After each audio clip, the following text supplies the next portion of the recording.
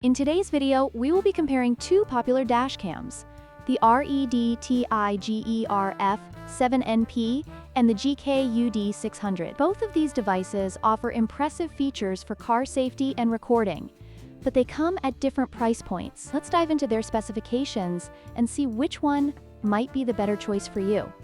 The REDTIGER F7NP offers a higher front camera resolution of 4Ks, providing clearer and more detailed footage compared to the GKU D600, which features a maximum of 2.5K resolution for the front camera. This difference in resolution can significantly impact the quality of recorded videos, especially in critical situations.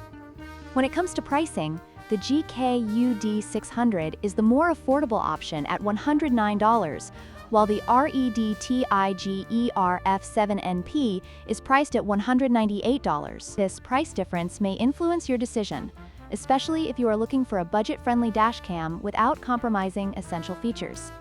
Both dash cams come equipped with essential features such as night vision, loop recording, and G-sensor capabilities. However, the REDTIGER F7NP includes a larger screen and built-in GPS, which may enhance usability and functionality compared to the GKU D600, which has a smaller screen and lacks specified GPS features.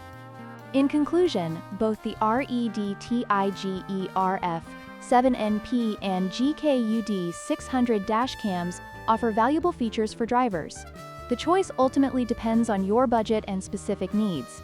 If you prioritize higher resolution and advanced features, the REDTIGER may be the better option. However, if you're looking for a more budget-friendly choice with solid performance, the GKU D600 is worth considering. Don't forget to like, share, and subscribe for more comparisons.